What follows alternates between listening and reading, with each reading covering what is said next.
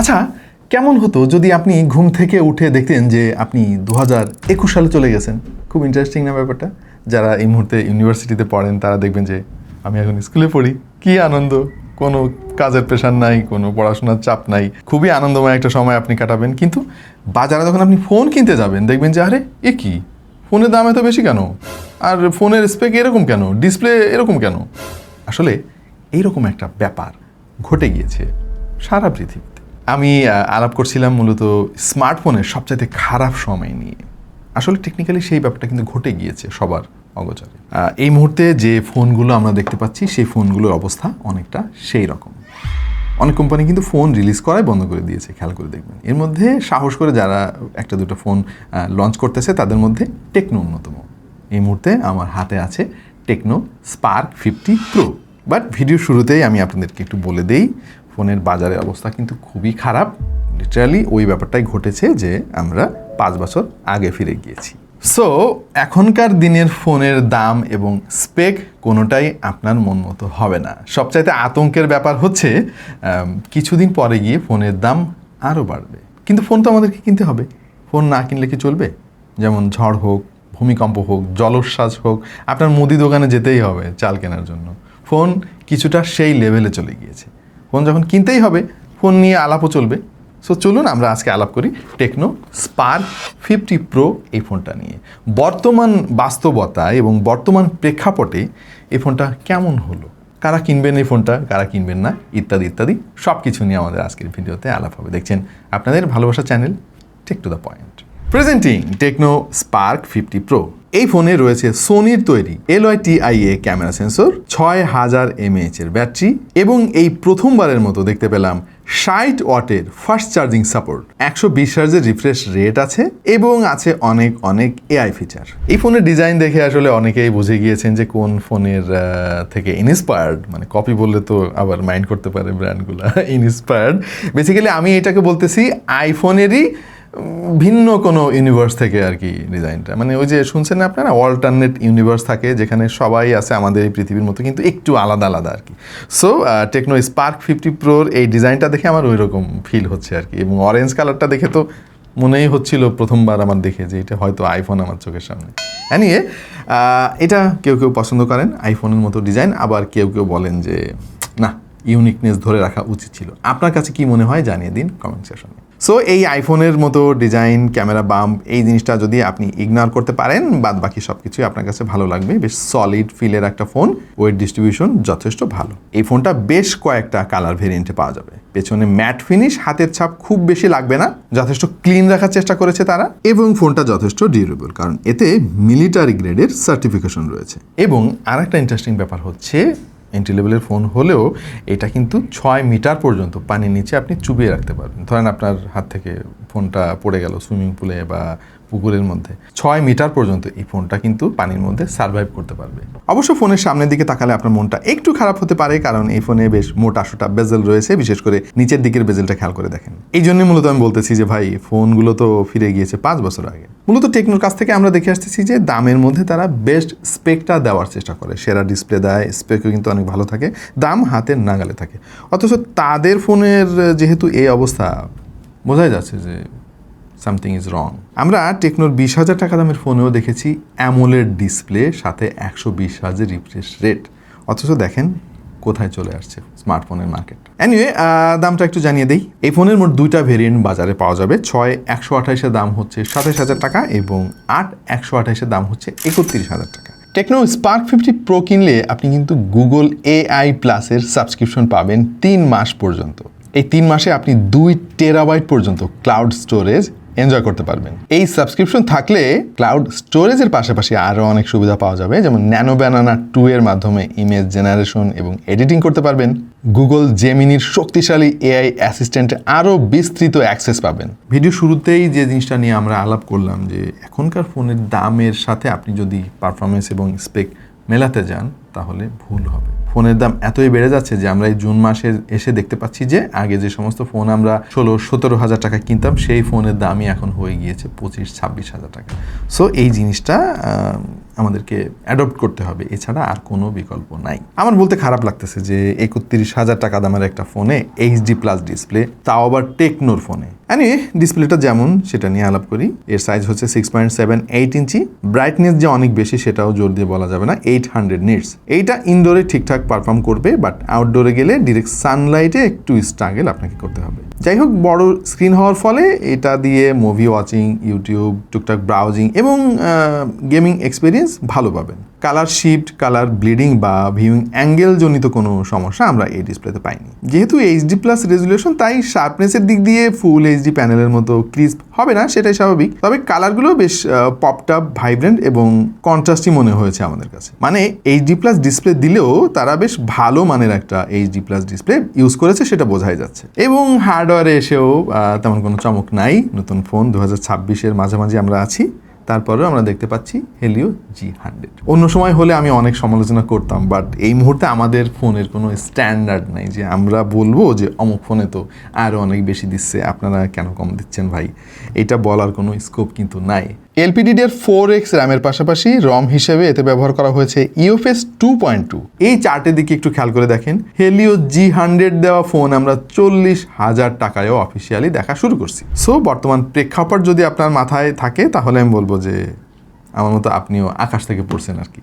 Helio G100 যথেষ্ট পরীক্ষিত একটা chipset, নতুন করে আমাদের তেমন কিছু বলার নাই। এইটা একটা ব্যালেন্সড চিপসেট যেটা অনেক ফোনে আমরা ইউজ করছি। এই চার্টের দিকে তাকালে আপনারা বুঝতে পারবেন কি পরিমাণে ফোন আমরা রিভিউ করছি Helio G100 দিয়ে। সো অলরেডি Helio G100 এর পারফরমেন্স সম্পর্কে আপনাদের আইডিয়া আছে, নতুন করে আর তেমন কিছু বলার নাই। যারা বেসিক ইউজার, মাঝে মাঝে শখের গেমিং করেন, তাদের জন্য এই চিপসেটটা খুব বেশি প্রবলেম হবে না। টেকনো Spark 50 Pro ইউজ করে আমরা যেটা বুঝলাম, মাল্টিটাস্কিংয়ে তেমন কোনো ল্যাগ নাই, তবে ব্যাকগ্রাউন্ডে যদি অনেক অ্যাপ অ্যাক্টিভ থাকে কিছুটা স্ট্যাটার বা স্লোনেস দেখা যায়। App switching, app opening, closing সবকিছু যথেষ্ট স্মুথ ছিল। র্যাম ম্যানেজমেন্ট আমাদের কাছে মোরাললেস ডিসেন্ট মনে হয়েছে।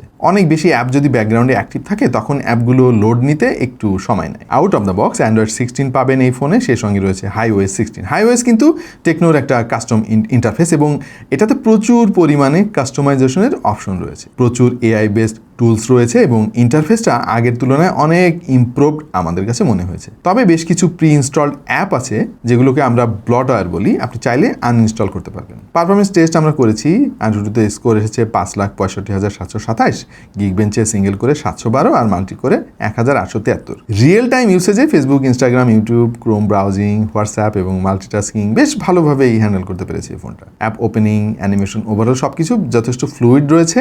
ডেইলি ইউজারদের জন্য এই ফোনটা রিকমেন্ডেডই আমাদের কাছে মনে হয়েছে। আর যদি গেমিং সেকশনে আসি, Helio G100 দিয়ে ক্যাজুয়াল গেমিং এক্সপিরিয়েন্স ভালো পাওয়া যায়। আমরা বেশ কিছু পপুলার গেম ট্রাই করেছি, যেমন PUBG খেললে ব্যালেন্স গ্রাফিক্স সেটিংসে স্মুথ গেম প্লে পাওয়া যাবে। ফ্রি ফায়ারের মতো লাইটওয়েট গেম খুব ভালোভাবে চলবে এই ফোনে। কল অফ ডিউটিতে মিডিয়াম সেটিংস রিকমেন্ডেড আসলে আমাদের তরফ থেকে।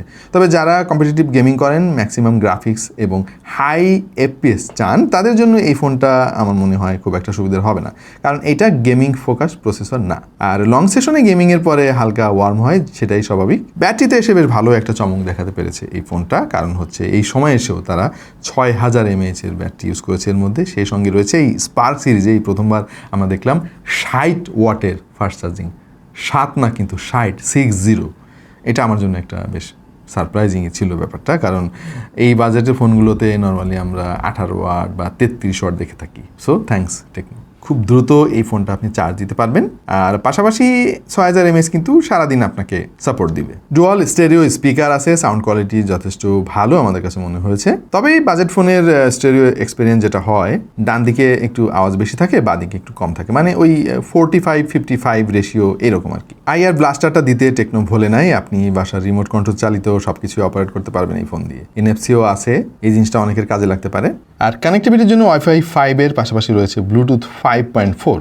আর কল কোয়ালিটি আমাদের টেস্টিংয়ে যথেষ্ট স্যাটিসফ্যাক্টরি মনে হয়েছে। সো স্পেকের প্রসঙ্গে যদি ফাইনাল ভার্ডিক্ট আমি দেই, তাহলে আসলে যেহেতু আমাদের এই মুহূর্তে কোনো স্ট্যান্ডার্ড নাই, এটা এখন স্ট্যান্ডার্ড হয়ে যাচ্ছে। দেখবেন কিছুদিন পরে এরকম ফোনের দাম আরও বাড়বে, অথবা দাম যদি ঠিক থাকে আরও নিচের দিকে চলে আসবে স্পেক। আমরা এরকম 30-35 হাজার টাকায় হেলিও G81ও দেখতে চলেছি, লিখে রাখেন। সো এই দামে এই স্পেকটাকে খারাপ অথবা ভালো কোনোটাই আমি বলতে পারতেছি না, কারণ আমাদের হাতে সেই জাজমেন্টটা এখন আর নাই। ক্যামেরা সেকশন নিয়ে একটু আলাপ করি। রিয়ারে রয়েছে 50 মেগাপিক্সেলের মেইন সেন্সর, যেটা আবার সোনির LYT-IA600 সেন্সর, আর ফ্রন্ট সাইডে রয়েছে 8 মেগাপিক্সেলের সেলফি ক্যামেরা। ডে লাইট কন্ডিশনে ক্যামেরা ভালো ডিটেল ক্যাপচার করতে পারে। কালার প্রসেসিং সাধারণত সোশ্যাল মিডিয়ার জন্য রেডি আমার কাছে মনে হলো। পোর্ট্রেট মোডে সাবজেক্ট সেপারেট করতে একটু স্ট্রাগল করে মাঝে মাঝে, বিশেষ করে ব্যাকগ্রাউন্ড যদি একটু কমপ্লিকেটেড হয়, তবে সেইটা আমার মনে হয় এই দামের ফোনের জন্য একদম স্বাভাবিক। লো লাইট ফটোগ্রাফিতে ক্যামেরা অ্যাকসেপ্টেবল পারফরমেন্স দেবে আপনাকে, তবে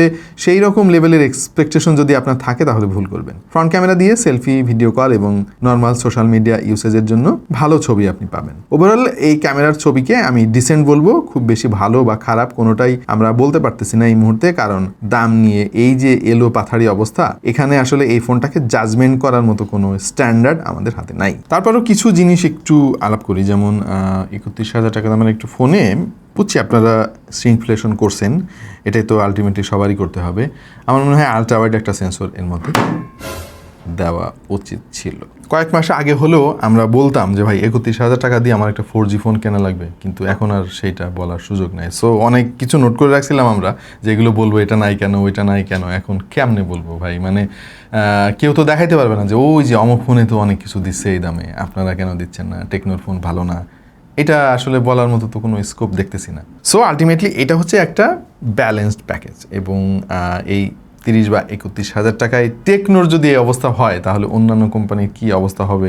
আমার তো মনে হয় যে হেলিও G100 দেওয়া ফোনের দাম 55-60 হাজারও হয়ে যাবে সামনে, যেদিকে যাচ্ছে স্মার্টফোন ইন্ডাস্ট্রিটা। খুবই দুঃখজনক, কিন্তু এটাই বাস্তবতা। মানে আপনারা একটু রিসার্চ করলে বুঝতে পারবেন, সারা পৃথিবীতে ফোনের দাম এত বাড়ছে। কার্ল পেই, আপনারা অনেকেই ভদ্রলোককে চিনে থাকবেন, নাথিং ফোনের সিইও। ওনার একটা পোস্ট দেখেন, স্ক্রিনে আমি দিয়ে দিচ্ছি এই মুহূর্তে। উনি বলতেছে যে স্টোরেজের দাম এত বাড়ছে যে টোটাল ফোনের যে কস্ট তার 50% স্টোরেজের পেছনে চলে যাচ্ছে। এখন ফোনের দাম যদি ঠিক রাখতে হয়, তাহলে আপনাকে স্টোরেজও কমাতে হবে, আবার অন্যান্য কম্পোনেন্টেও প্রাইস কাট করতে হবে। সিচুয়েশন খুবই খারাপ দিকে চলে গেছে ভাই, আমাদের জন্য খুবই দুঃখজনক। সো ফোন যাদের কিনতেই হবে, তারা এই ফোনটা 30-31 হাজার টাকা বাজেটের মধ্যে আপনার চয়েস লিস্টে রাখতে পারেন। টেকনোকে ধন্যবাদ দিব যে এই ক্রাইসিসের মধ্যেও তারা নতুন ফোন লঞ্চ করতেছে, অনেকে তো তাও করতেছে না। সো এই ছিল আমাদের আজকের ভিডিও। এটাকে আসলে রিভিউ আমি বলবো না, তার কারণ হচ্ছে ভাই, রিভিউ হচ্ছে একটা জাজমেন্ট। আমরা কিসের উপরে বেস করে জাজমেন্ট দিব? চিন্তা করতে পারছি আমরা কোনোদিনও টেকনোর ফোন 31,000 টাকায় HD+ ডিসপ্লে G100 কল্পনা করিনি আমরা আসলে। 2025 সাল হলে এইখানে টেকনো আমার মনে হয় স্ন্যাপড্রাগনের খুবই পাওয়ারফুল একটা চিপসেট দিতে পারতো। অ্যামোলেড তো অবশ্যই থাকতো, 120 হার্জের না 144 হার্জের রিফ্রেশ কিন্তু টেকনো দিত, আমরা দেখছি টেকনো ফোনগুলোতে। সো ওই যে ঘুম থেকে উঠে আমার কাছে মনে হলো যে আমরা 5 বছর পেছনে চলে আসছি, ব্যাপারটা এরকম। আপনার মতামত কি? বর্তমানে এই যে শ্রিংফ্লেশন শুরু হয়েছে কোম্পানিগুলার, আর ফোনের দাম বেড়ে যাচ্ছে, একটু কমেন্টে আমাদেরকে জানান। আর এই ফোনটা কেমন হলো ওই প্রেক্ষাপটটা মাথায় রেখে সেটাও জানাতে পারেন কমেন্ট সেকশনে। দেখা হয়ে যাবে অন্য কোনো ভিডিওতে ভিন্ন কোনো বিষয় নিয়ে। সেই পর্যন্ত সবাই ভালো থাকুন, সুস্থ থাকুন, আর দোয়া করতে থাকুন যাতে ফোনের দাম একটু কমে আর কি। আল্লাহ হাফেজ।